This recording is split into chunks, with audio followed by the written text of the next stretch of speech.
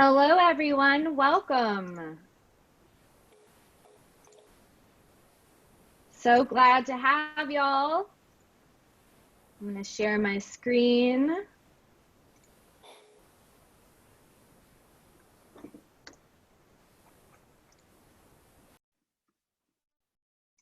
Carrie, can you see this? I can. Cool. Awesome. Hello, everyone.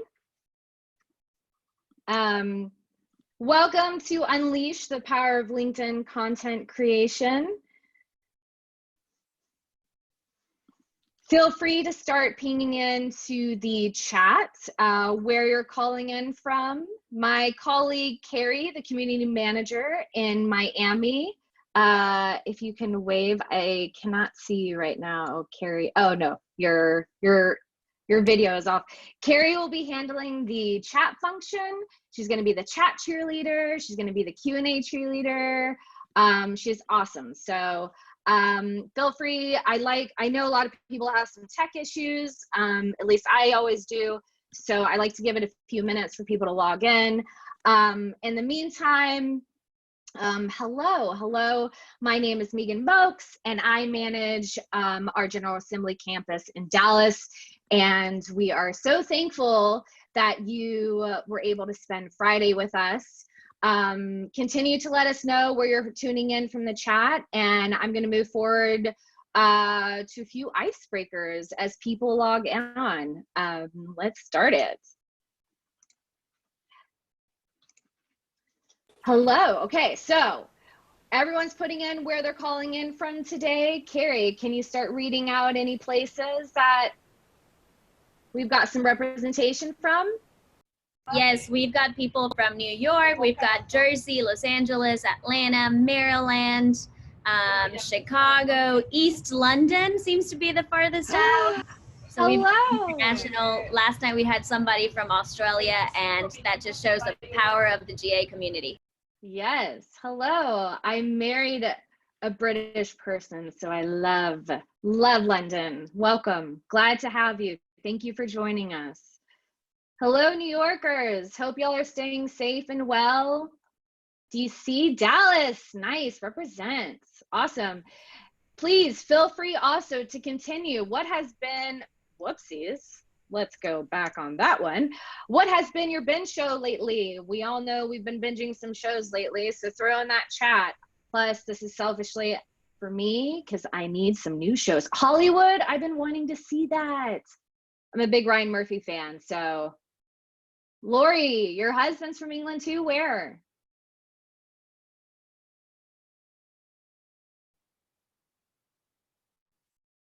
London. Hello, Afterlife. I wanted to start Afterlife, but I don't know if I can yet. Awesome, these are great shows to hear. I'm definitely gonna be taking notes because I need some new shows in my toolkit. I know Did To Me is back. I'm so excited. Awesome. One last icebreaker. What are you hoping to gain from today's discussion? We love icebreakers at GA because we love to get a sense of who we have in the audience. So you can get the most out of this, and we can help you navigate the discussion to best suit your needs. So throw in there, we've got some really heavy hitters in the LinkedIn community. Throw in there some things that you're hoping to take away from this. Maximizing LinkedIn for your clients, tactical how-tos, building a community, using LinkedIn for more effectively. Great. Lots of people asking how they can promote themselves without seeming too pretentious. So how do I come love that authentically? I love that, and that's very important. Yeah. Awesome. Give a few more answers.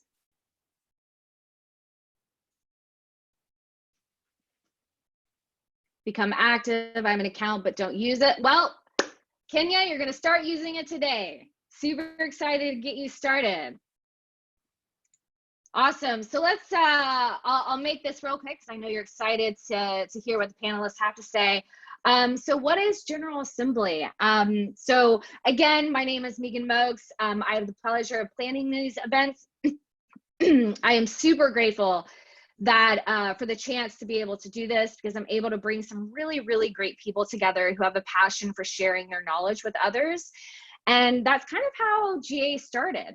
We originally started back in 2011 in New York as a co-working space. And one of the requirements was for the members had to teach other members something, whether that was coding, UX design, career development, business marketing. And as we continued to grow, we really saw the value in the peer-to-peer educational space. So here we are 9 years later. We've got about almost, I think, 27 to 30 locations globally. Dallas just officially launched in November. Miami, Carrie, when did Miami launch? We launched in November 2019, so we are right behind you. Awesome. Yeah. So we've got about 70,000 graduates up to date. As mentioned, we have students taking topics in coding, UX design, data, marketing, business, and career development, both from a full-time and a part-time basis. And we also have students that are just looking to upskill, maybe learn some Excel formulas and in a few hours, or they want to revamp their resume or personal branding. Similar to what y'all are doing now, y'all are leveling up your LinkedIn experience. So kudos to y'all, proud of y'all, and really extremely fortunate to be learning next to you. So real quick, we've got some free Fridays. Everyone loves Fridays. We've got some really great, some of our favorite workshops that are coming up that are completely free. Next Friday, we have a great lineup of SEO training for beginners, user research methods, and how to strengthen your community through thought leadership. And you can check them out at the link below. And then, of course, The Office is one of my favorite TV shows, so I always have to add an Office GIF. We've got some great free webinars coming up as well, topics with coding, health industry, how to become a digital nomad, some career development about virtual networking. Make sure to go to ga.co/events and check them out in your area. Real quick, some meeting norms for those who haven't really used used Zoom before. We've got a chat box for you to engage with your fellow audience. We've got a chat function to engage with the panelists. And if you have any Q&As, slip them into the Q&A box, and Carrie will be actively handling those as well. If you want to do it anonymously, don't worry, there's an option for that. So I'm really welcoming everyone to share their experiences with us, especially with on Instagram and Twitter. Now, let's get to the nitty gritty, the things that we're here for. I'm super excited to introduce our moderator. Lila Smith has been an extremely well-known LinkedIn content creator within DFW. And I believe she, I have it written down here, Lila, correct me if I'm wrong, but I believe that you've built organically a following on LinkedIn of at least 38,000 global professionals. Yeah. So really, really extremely fortunate for you to be here and share your expertise alongside our panelists. Now, I don't want to discuss anything anymore because I want to get into this and I'm super excited. So I'm going to hand it over to you, Lila. Okay, great. Thank you so much, Megan. Thanks for putting this group together. I see, there are some new faces for me on this panel, so I'm really looking forward to learning myself, because the day I stop learning, I'll be dead. And some of these faces I know already. I know Sherry personally. We've met in person and worked together many times. And I know Terry from New York General Assembly. I used to work in the Industry City area, and I used to go over to General Assembly stuff in Industry City. And I heard Terry sit on a panel, connected with him on LinkedIn, maintained that connection for now about like 4 years or something, back when LinkedIn was just about connections and having people that you've met in person be your connections. And now it's something completely different. So on this panel today, we're going to be discussing what you can do with this platform that all of a sudden is a platform for your voice, for yourself, for your community building, for international networking with people you've never met before, and for thought leadership. So I really appreciate you having me here. And I'd like to go around and just have everybody introduce themselves a little bit. I'll start and then pass to Tina. And then I'm going to go and I'll say your name and ask you to introduce yourself afterwards, so you don't have to worry about what order you're in. So I'm Lila Smith. I'm from New York City. I moved to Dallas after having made a ton of friends and connections and business opportunities on LinkedIn in the Dallas-Fort Worth area. So I moved here to be with my people and my opportunities. I started a company called Say Things Better, which is pretty much what we do. It's about helping people communicate in a way that connects digitally and in person. So Tina. Hi, I'm Tina Serio. I'm from the East Coast as well. I'm from Boston, but I live here in Sonoma County. I'm the principal consultant and founder of Modern Digital. So that's my company. We work with clients of all sizes. I do some nonprofit work here for the Chamber of Commerce in my town. And then I also work with large clients. So LinkedIn was actually one of my clients. So I have a little inside scoop there. I'm also a General Assembly instructor. I know Terry because he is my business coach, so I'm well connected there. I know Chris because he's my husband and sitting in the other room. And then I'm also on the faculty for the Santa Rosa Junior College here in Sonoma County, so helping to train the next generation of digital marketers. Awesome. Thank you for introducing yourself. And that's pretty cool that LinkedIn was one of your clients. So I have questions for you, and I'm sure other people do as well. I always wonder if LinkedIn actually knows all of the things that are benefits of its platform and intends for them to be, or if some of it is just accidental and the users guide that. So I'm curious about stuff too. Chris, would you introduce yourself as well? Yes. Hello, Chris Serio. To add on to what Tina said, I'm from the East Coast as well. Grew up in Amherst, Massachusetts. I've been living out in California for the better part of 12 years, 13 years. Live in Healdsburg, California, and I actually work at LinkedIn on their ad sales team. So happy to contribute whatever I can, whatever knowledge I can share with all the folks on the line. Awesome. Really cool to have someone who has worked with LinkedIn and knows what their priorities are company-wide in terms of getting that story out. And then also someone who's inside the building talking with enterprise level clients. And I'm hearing different sides already for what's going to come out in this conversation. And Sherry Garcia, I know you well, but would you introduce yourself to our audience? Hi, everyone. I'm Sherry Garcia. I'm the CEO and founder of a staffing agency for Second Chances. Second Chances meaning we help people with drug or alcohol addiction find meaningful employment and people coming out of prison. We've recently pivoted into getting into disinfecting because we had to keep all of our guys working.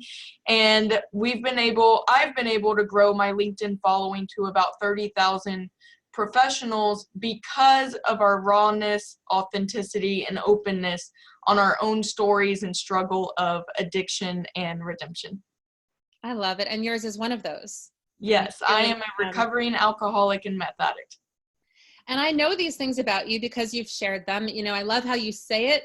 Like there's accountability too in your authenticity. So the benefits of sharing who you are, what your full story is, have not only given you the ability to build business with the people who will support you and people like yourself, but also just holds you accountable for your own personal growth.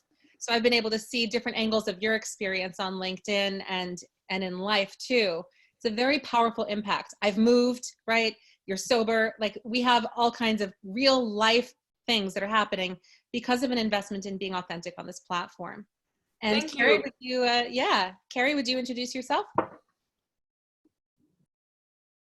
Sure, I'll go next, even though I'll be behind the scenes. My name is Carrie Perez, and I'm in Miami. I lead General Assembly's expansion to this beautiful coastal city. So if any of you guys are joining from Miami, hello, please make sure to message me afterwards if you want to connect. And thank you so much for all of you guys for giving us your time. This is what GA is all about. Just good community, good learning, and keep learning. Thank you. Yeah, and like Megan mentioned, Carrie is behind the scenes. She's going to be in chat. And Carrie is going to share a link in the chat area to the Say Things Better company page on LinkedIn post that I put up with link better tips. So you can go to that link that Carrie just dropped there and have a document that you can download and reference later. So you don't feel like you have to be taking constant notes. But if something stands out to you, definitely make yourself a note. And there is going to be a time later when we go around and just say what content ideas you might want to pick up on. And I'll call that out when we get there. Terry, would you introduce yourself? I'm such a fan, a little starstruck that Terry Rice is here. Thank you. Thank you. Everybody, can you just lower your expectations by like 20 or 30%? Because they hyped me up way too much. Oh, God.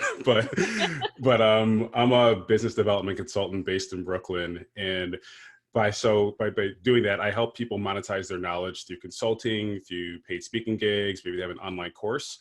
But that's my goal. And then I also work at Entrepreneur Magazine as a contributor, as well as the business development expert in residence.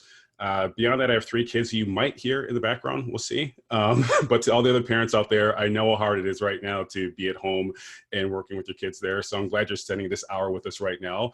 And we're all going to do our best to deliver value to you and make it worth your time. So thank you very much for being here. I think we're all pretty forgiving at this point, right? Of people having children and animals and construction and delivery people, or all of a sudden losing a piece of your lung live on Zoom. So that, I think that's been a really nice thing to come out of all of this, is that we are seeing kind of a peek behind the curtain of what people's professional facades are always like. You show up at work, you got to have it all locked up, you're super professional, and then everybody thinks that you know a lot, right? And you're super capable.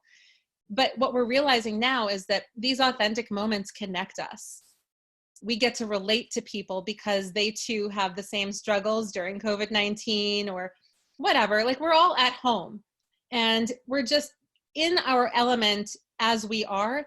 And in no way has that devalued our work or stopped us from meeting expectations that are reasonable, right? I mean, I was on live yesterday leading a Verb Your Values workshop for the Pivot Biz Summit, and my friend's kid, where I'm quarantined at their house, and he comes into the room, unplugs my ring light, and I'm sitting there in the dark and talking to him about intentional communication. And I loved this moment because it was something that was unavoidable. And these things are what we learn from. They connect us, they create memories. So because one of the questions that has been coming up in the chat so far has been about authenticity and how and why to share things from a personal place, this place of authenticity, as opposed to what I think people think of when they think of selling or salesy content or buy now, that kind of thing. We know now, or most of us know, that approach on LinkedIn doesn't really work anymore, or really anywhere. That the authenticity wave is really taking over in marketing in general. So I want to ask Tina, is this something that you've seen in all of digital marketing? Is it every platform, or is it just LinkedIn? No, I think it's across all platforms, all connections with your audience, with your customers. So whether you're on LinkedIn or on social media as an individual trying to showcase yourself as a professional, or you're trying to promote your business, really being authentic, it goes hand in hand with creating really beautiful, great content. And it should have happened before COVID-19 happened. But right now, the eye of Sauron is now switched over to, Chris will like that reference, over to authenticity and making sure that you're not capitalizing on the virus. So if you're going to be talking about the effects of it, talk about how it impacts your business, how your business is giving back to the community. Talk about how you're still supporting and serving your customers and your community around you. And so around this time, it might be better, there's a time to reap and a time to sow. And right now might be a better time to sow. So planting the seeds for the future.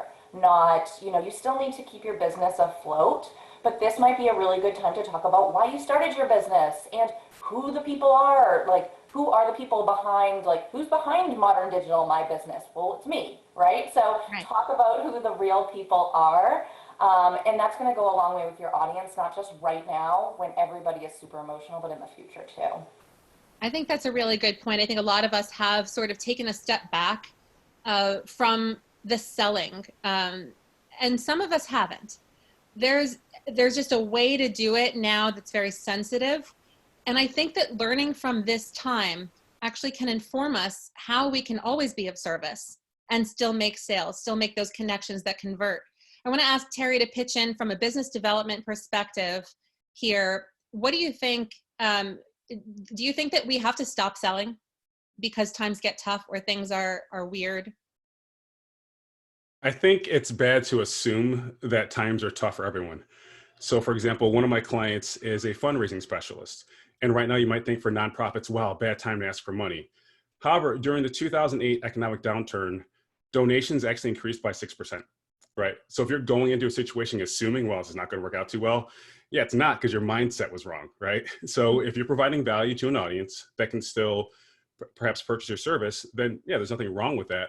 But play the long game too, because one thing I'm seeing is so many people have this scarcity mindset. They're like, what can I do right now? What can I do for the next 6 months?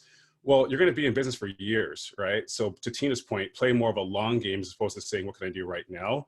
So between those two, I think we can find a balance between what makes sense moving forward. So Sherry, can you talk to us from the Cornbread Hustle perspective?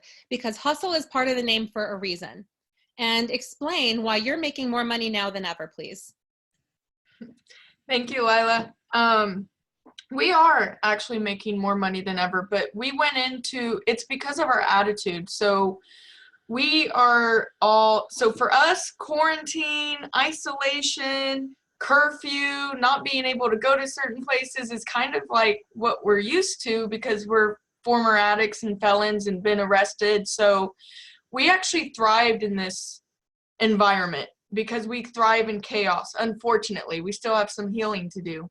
But because of our tenacity and our scrappiness when our back is against the wall, we just saw an opportunity to pivot. So we worked really hard the last 4 years to start a staffing agency. We finally started gaining traction. We started doing really well, and coronavirus happened and all of our clients did a hiring freeze. Well, we're a very vulnerable population, and it was really hard for me to even stomach telling our second chance employees that they don't have a job now. And I know what that leads to, increased recidivism and drug addiction. And we've even had a guy overdose and pass away.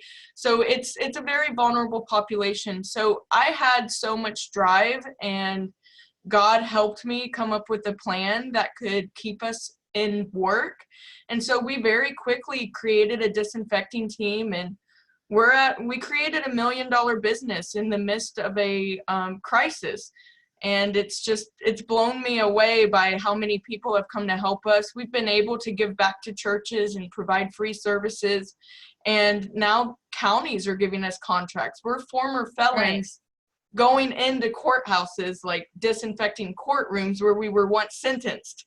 And what do you think the role of LinkedIn content creation from your personal profile, from your company page, what has been the role of creating that content in developing that business for you during this time of pivot? All we did was come with honesty. I did selfie videos talking about how scary it was for us. I've done videos talking about how our guys are getting released from prison and they can't go to the DMV to get their ID, so they can't get jobs. A lot of people, I know you said earlier, how do you sell yourself in an authentic way? What I've done the last year is do the opposite of selling myself. I post, hey everyone, FYI, I'm an alcoholic and I have a breathalyzer in my car. I'm just sharing this because I'm sure a lot of other professionals have dealt with happy hours going a little bit too far.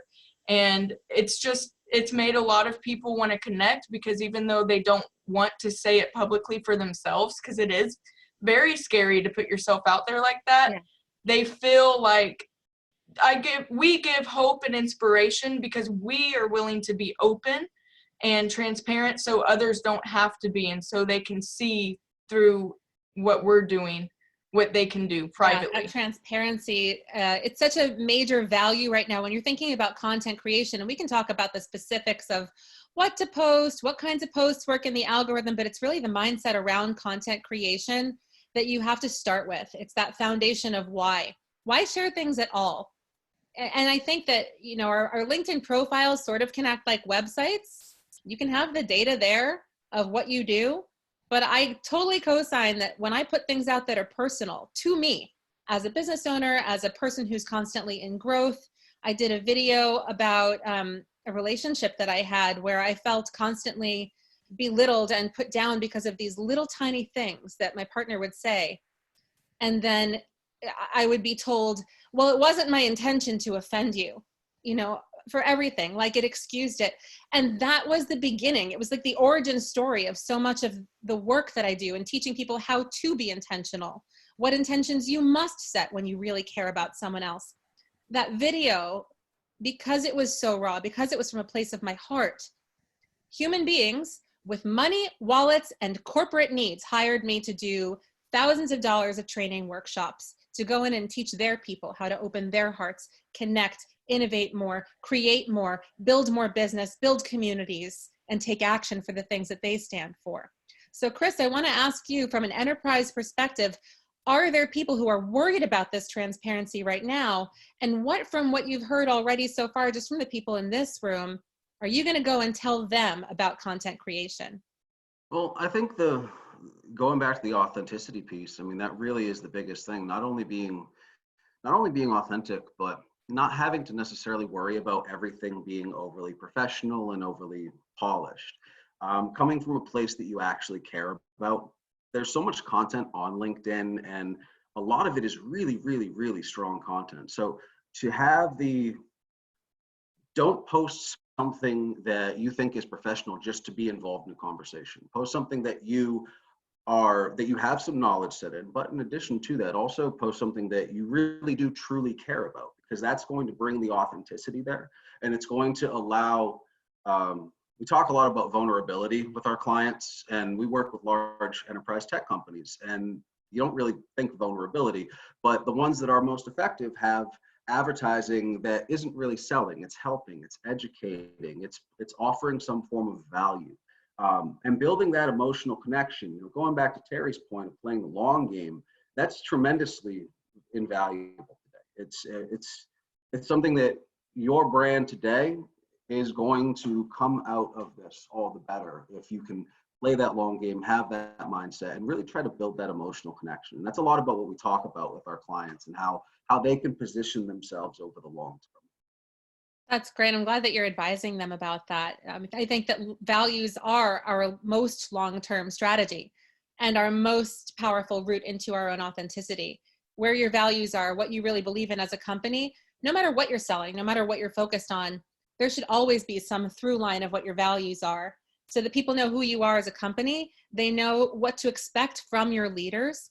And I would love to, just as a content consumer, I would love to see, Daniel Lubitsky, for the CEO of Kind Snacks. I would love to see him posting videos on LinkedIn. I'd love to see him talking about some of this stuff. And Mark Cuban, like some of these people who are on Shark Tank or are like the founders or CEOs or in more of an operations perspective, I'd love to see leaders at enterprises making more use of their personal LinkedIn profiles to reach the professional audience here. So from me to you to them, that is a request from a content consumer. We want the stories of the leaders from where they started, what they're doing now, what they hope to achieve in the future, who are the people around them that are helping them to achieve these goals. And I'm getting into my own, onto my own soapbox about all the different kinds of content that we can share. So I think it's a good time to transition into some actionable tips. So thinking about from each of us, the people whom we serve, let's just each talk to our audience and give them some tips. So I'll begin with thought leaders, people who have something to say, a message that is really important to them to get out and mobilize action behind. I want to hold the world accountable to a higher standard of communication. That's what my business does. That's what my mission is. So to those people who have a message, I'll say, take inventory of your thought processes. How did you arrive at the message, the mission where you are right now? What are the things that had to happen for you to get to this point? What do you want people to do about it? What do you want people to do about it today? What do you want them to do about it long term? These things are just ideas for posts that you can share. They can be text posts, full articles. videos. You can record a Zoom conversation where you are giving advice to someone else or hosting a community meeting. Record that meeting, take a bit of that video and share it on LinkedIn. Let us into the conversations that you're having around why your mission is so important to you. And Tina, what about you? Yeah, absolutely. So our mission at Modern Digital is to help our clients bring their ideas to life online. So part of what I love about doing digital marketing in general is to educate. So I educate my clients even if I'm doing the actual work for them. They're still learning. Terry, as my business coach, has always said, be a friend of their future, right? Like, yeah, you could come in for just a campaign and then leave, you know, within a couple months. But then you have to go and find another client. So if you can help them to be that thought leader, like you said, Lila, and showcase your knowledge on social channels like LinkedIn, that's going to go a long way for building up your partnerships in the future. And if you are able to hang your hat on your values as a business, your values as a human being, and what you want to bring to life, and be authentic. Again, authenticity, we shouldn't just be talking about authenticity right now. We should have always been talking about authenticity. But showcase that in your LinkedIn profile, for example. So me as Tina Serio, what is my tagline? So Chris actually did a Rock Your LinkedIn Profile course here for the Chamber of Commerce, so he can tell you more tips on the profile building. But that's like your resume. That's the first thing that people will see as either a business owner, or if you're looking for a job. I know a lot of folks on this call are probably exploring new work, especially if you were in the event industry, right? You're probably going to build up your profile. So build out that profile, be unique and be you. Upload any media that you have. So to Lila's point, if you have videos of yourself or videos that you've created for yourself personally or for your business, add that variety into your professional profile on LinkedIn. And also, if you have a company page, uploading that type of media is going to help to add a variety. So it's not all just check out our service, check out our products. It's here's this really interesting video, here's this really interesting blog post that I posted. Yeah, thanks for calling out company pages. I think Carrie had sent the link in the chat before and can drop it in again. The Say Things Better company page is a place where I feel like I can provide downloadable resources that are really company branded and telling more of my own story, the behind the scenes on my own profile. So for some of you who are confused about what to share where, first of all, don't worry about it. It's not that heavy. Put something up, really. Just put it up there and see what happens. You'll learn from doing, and you can always delete it later, you know, just like they say on Instagram. But I do want to address that there are different platforms, and on different platforms, you want to be sharing a different aspect of your message. And I'm seeing some questions in the chat about what messages are more appropriate for LinkedIn as opposed to anywhere else. And Terry, I want to see if you can pitch in here about with some tips for business development by using content and what kind of content to share on LinkedIn in service of business development. It's funny. I've been like processing all the tips that came up recently. So I know. I'm glad that we have the recording of this too. I knew we'd learn from each other on this. Yeah, I haven't had time to think of my own. That's what I was trying to say, but it's all great information. On my end, so I'm a consultant and I train other consultants. So my goal is to be a personified version of what I'm teaching, right? Because I always say you got to learn it, live it, then teach it.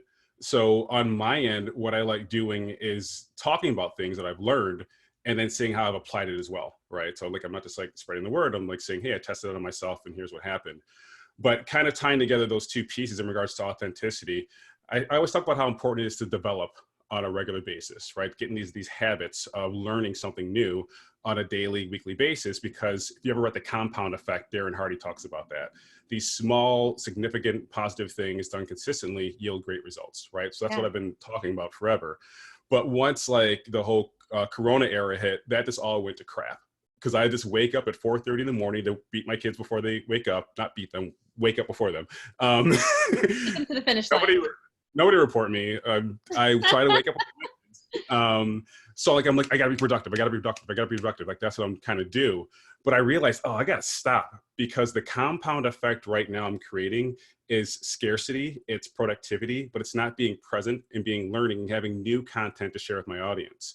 So that was my most recent post, actually. I said, hey, over the past month, I haven't learned anything new.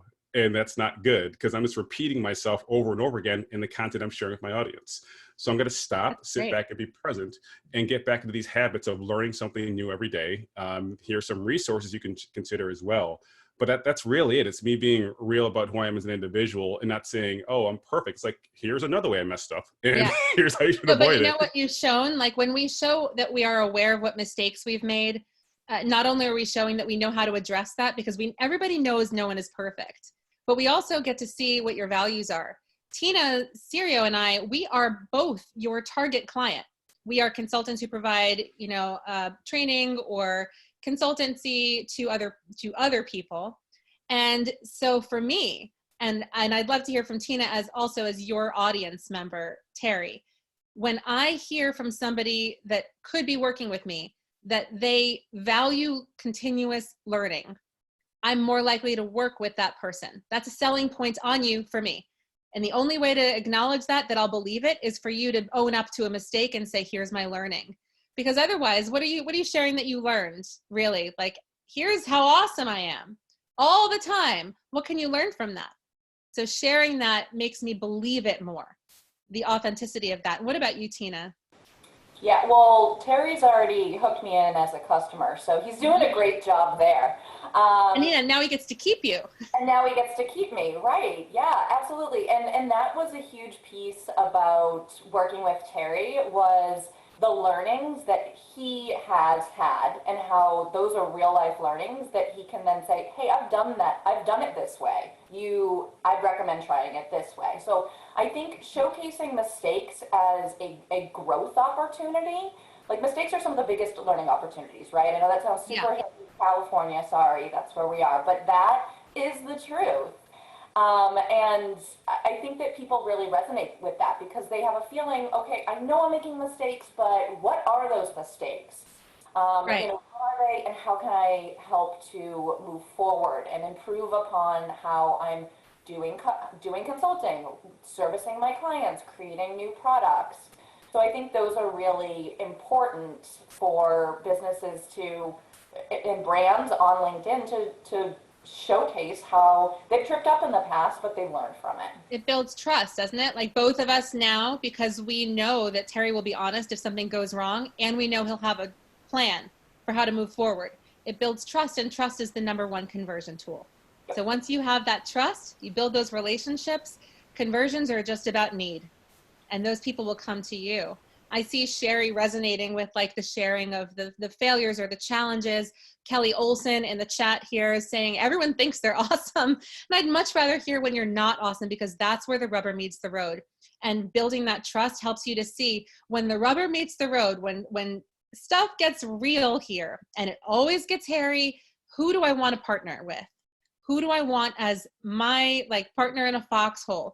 Enterprises right now, Chris, are going through tremendous stress, having to lay off thousands of people, feeling like they're letting them down, feeling like they are breaking trust with the families who have entrusted them to let their leaders or partners go to the office every day and invest time with them. They're going through pivots themselves. They're slashing budgets. What of that do you think could make good content that would actually convert to stronger business ties?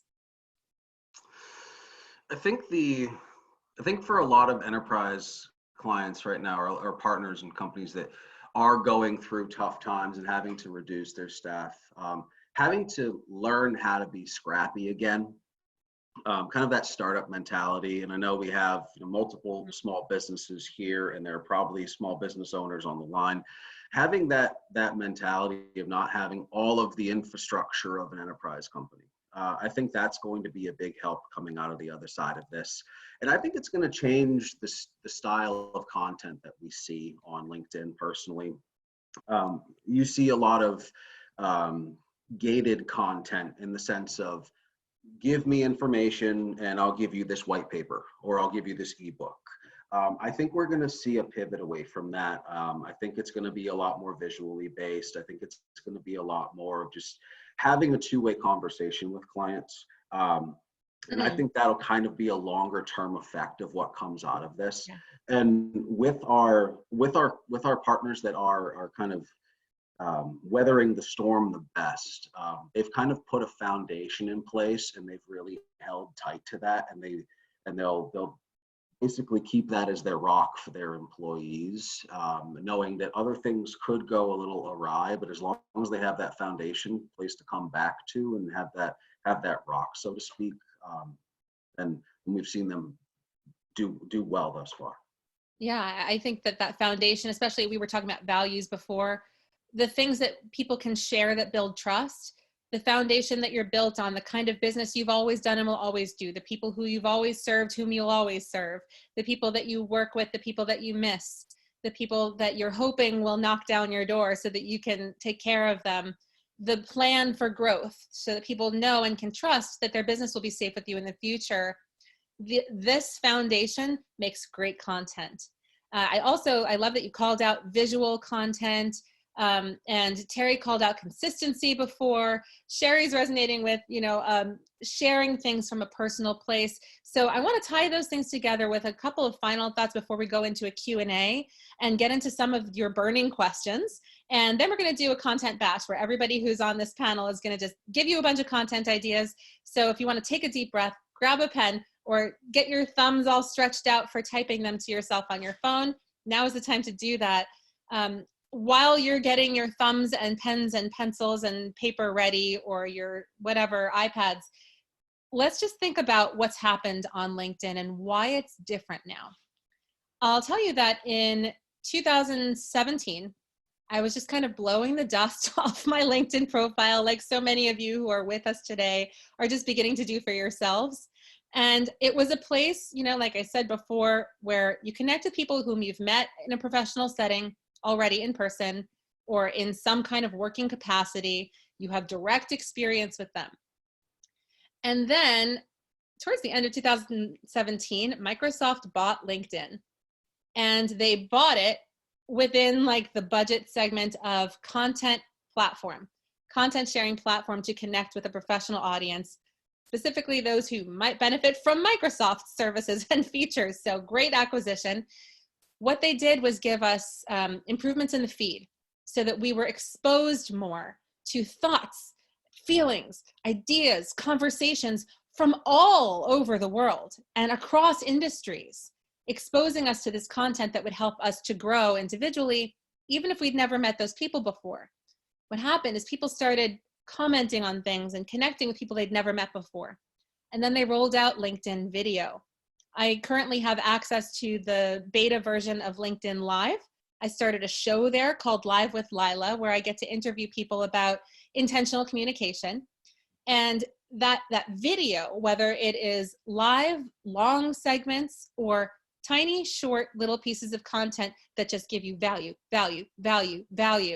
teaching you something, connecting with you, sharing something, those little pieces of video have been so strong. And I want to hear from Sherry about why you think video has connected you and your mission so much more powerfully to your community than just simply linking to something or sharing somebody else's post. What is it about video and the access that it gives us to you that is what ends up bringing in that business, bringing in that connection in that community?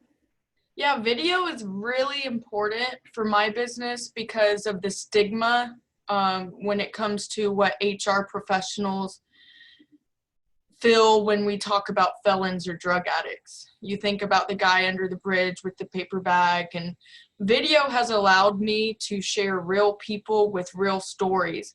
One of my recent posts, it got, I think, over 6,000 likes, and I was explaining that we went from $10 an hour to a $92,000 job offer for one of our guys that started with us 4 years ago.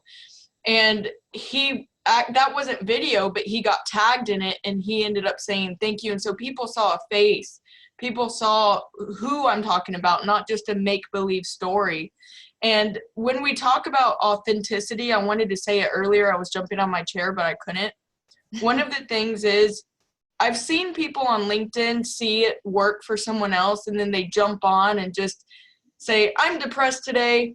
Just wanted to throw it out there just to hope to get some traction, right? So when you start planning out your content creation and authenticity, you want to make sure, like Lila, you do the Say Things Better. So you come out and talk a lot about your personal experiences with communication, and you've kept it going for a very long time. I started talking about my meth addiction almost 10 years ago. So it's not an overnight thing when it comes to authenticity and connecting with your followers. Yeah, I think that's a good point. I've seen that same thing with people calling out like, I'm depressed, because they see a number, like a number of likes or a number of comments on somebody else's post where their depression, and maybe they created a piece of content around, I'm depressed and still functional. This is what functional depression looks like.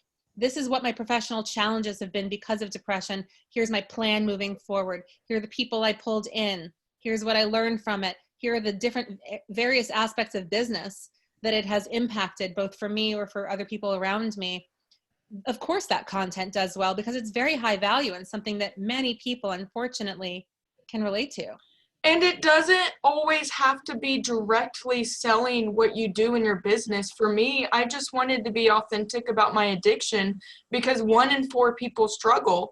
There's 30 people on this call right now that are struggling with alcoholism because I see that there's 135 participants. Right. So at Cornbread Hustle, we sell hope, and the rest just falls into place.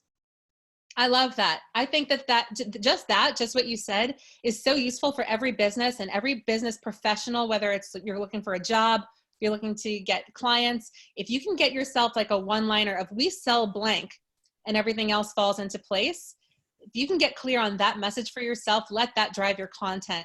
So I just want to call that out again. What Sherry just said, I felt it was so brilliant. We sell hope at Cornbread Hustle. Aww. Everything else falls into place. It's so beautiful. I could cry or scream or eat something. So those are usually my reactions, my responses to things. And it's usually some kind of cheese. So, but I do want to go back to that reason why people are copying other kinds of posts that they've seen do well. First of all, you don't know what's doing well. You have to define success for you. What would you rather have? And let me ask everybody to put into the chat your own response to this. Would you rather have a post on LinkedIn or any platform that has 500 likes on it, and then maybe one message in your inbox, I'm interested in working with you? Or would you rather have 5 messages in your inbox, I'm interested in working with you? Think about the kind of value you're putting out with your content, with your comments that you make on other people's content. I'm seeing 5 messages. I totally agree, Catherine. It was a trick question, right? 5 messages. Yes, 5 messages. Everybody wants the 5, right? We all want the 5 messages. That's what success means to us. So when you think about the numbers of people who are focused on liking and commenting on your posts, if what you can interpret from that is my audience responds to this kind of content, put out more of it. But if you're chasing those numbers instead of chasing the conversions, your mindset is in the wrong place about content creation. And I'll tell you like an actionable secret from me before we head into Q&A. There are links that you can share to posts that you put up. There are 3 dots next to each post that you put up in a little section, and there will say more copy link to post. I've created posts before thinking, I want to have some kind of voice in the technology creation startup space. Right now, I am a communication coach who has an acting background, and I've been in e-commerce, but I want people to develop robotics with AI that's ethical. And how do I get my voice into that space? I create one post, which I did in February last year about speaking at the Future of Technology Summit.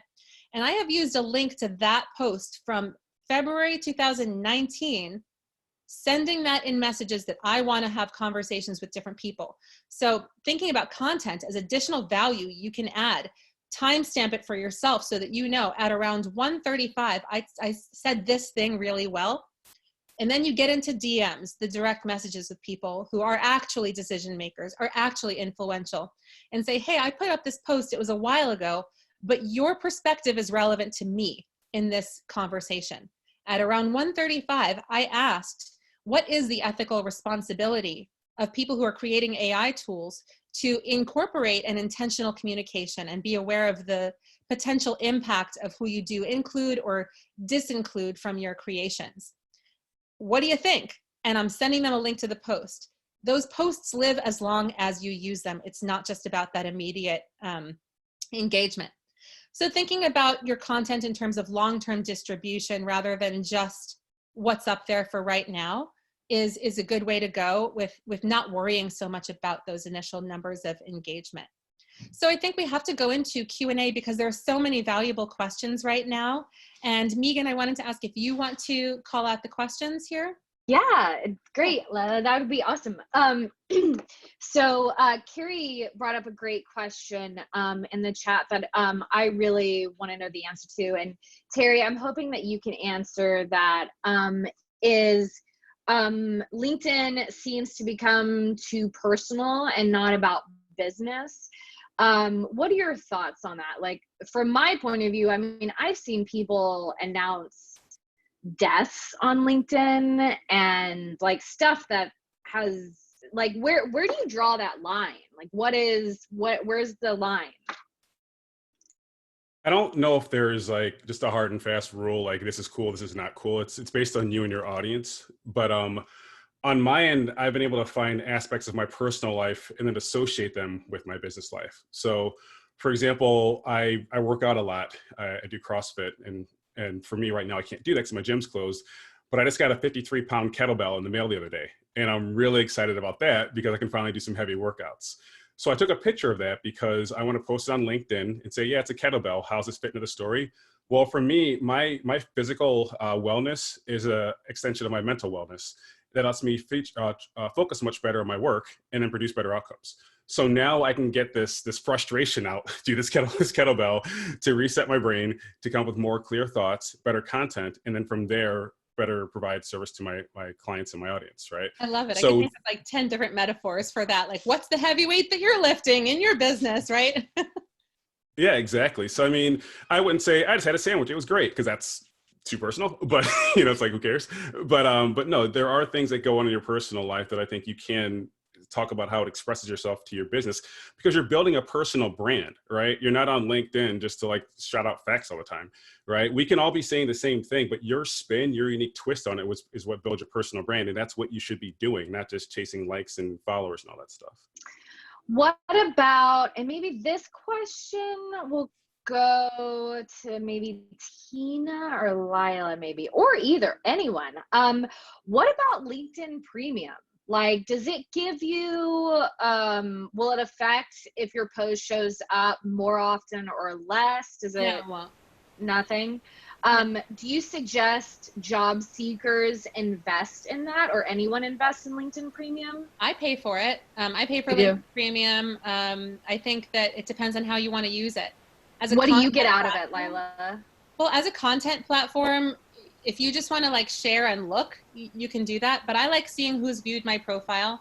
I like knowing who's interested in connecting with me or who at least is curious about me on a deeper level than all those views of videos. If I get 50,000 views on a video and I have no idea who those people are, it's not that useful for me. I don't know what action to take next. So the LinkedIn Premium insights to me are worth it because I do take action on those. Not That's everybody great. has to. You know, so it shows it. So LinkedIn Premium basically shows you a little more analytics, a little more Absolutely. where people are. Okay. Awesome. Yeah, and Tina can speak more to like what to do with those analytics, I guess, or people can message her separately. Or what do you think, Tina? Yeah, so I agree. I have LinkedIn Premium because I want to see who's looking at my profile. I actually use that for kind of like prospecting and following up on like, essentially it's warm leads, right? If somebody's looking at your profile and you're like, oh my God, I want to work with that brand, you should probably follow up with them. It's great for learning. So like I'm a constant learner. Digital marketing is always changing and you get access to LinkedIn Learning. So you can take classes, you can, build up your skill set and talk about, again, bringing it back to authenticity. Hey, I took a class on Google Analytics because I felt like I need to freshen up my Google Analytics skill set because I haven't used that in a while. So talking about where you're improving, and then that can also show your audience that you have that skill set now, or that you're improving on that skill set. Yeah. So it's really Kelly good. Olson had asked a question earlier about how to promote yourself without being douchey, which I think is a perfect way to say it because everybody knows Lila, what that I means. love you so much. I love you too. I mean, I love what are you gonna do? it. Kick me out? You know? I love it. I thought that was such a great question, and I don't think you can say that any better. You know, saying things better means saying them exactly how you mean them, and there's no guesswork in that. And I think that talking about, I learned this thing, I created this thing to help these people, this is the story behind this, it draws attention like a magnet. So promoting isn't just about, we do this, we offer this, we're the best, the greatest, you know, and no one is better than us, our awards and all that. That's promoting that feels douchey. If you are simply sharing what you've learned, what a great way to say, I know these things that isn't really braggy. Yeah, I love that, Tina. Yeah. Awesome. Thank you, Lilith. So we have about, I want to be respectful of everyone's time just because I know everyone's busy on Fridays. I want to get y'all out here at 1. So for the last 4 minutes, I want to go around to each panelist and ask, what are your top 3 practical tips? Just, they could be as common sense, they could be as simple, or I mean, they could be, I know they might be different because everyone is trying to achieve a different purpose. But what have you found both in your early days on LinkedIn, the middle, and now? What are your 3, give me some practical tips. I just dropped mine in the comments as well in 3 words. And if the other panelists would do the same, I think that'd be easy to follow. I just wrote comments, consistency, and value. So people are asking things like, how often do I post? Doesn't matter. It's however often is something you can be consistent with. Because if you're posting every day and then all of a sudden you're not because you can't keep up that lifestyle, it's going to feel weird for the people who follow you.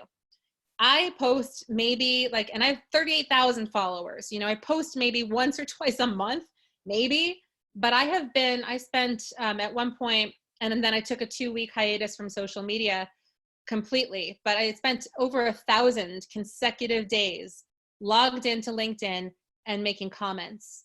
Over 1,000 every single day actions. And so the comments are where I've built community. They're where I've connected with people, you know, in a way that allows me to get into a conversation. Conversations build relationships. So yeah, I would just say comments, get into the nitty gritty with people where it's not just about the post. Here's a good sample comment structure. Acknowledge, expand, invite. So acknowledge is, I've read this post, I've watched this video, here's what I took out of it, thank you for sharing it.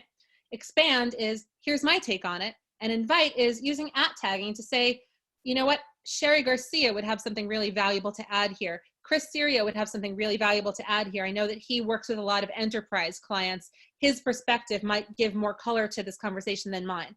And invite more people into the conversation. It adds value to the poster. It creates those strong relationship bonds, and it's something that you can be consistent with. It doesn't take a lot of effort.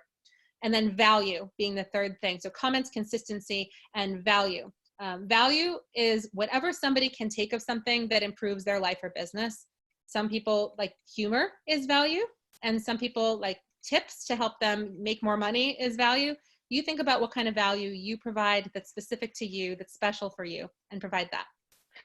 Thank you, Lila. Tina, real quick before we log off, because I've been seeing a lot about this and I'm really curious about this. You mentioned hashtags. Can you give a 30-second WTF, what do we do with hashtags kind of thing?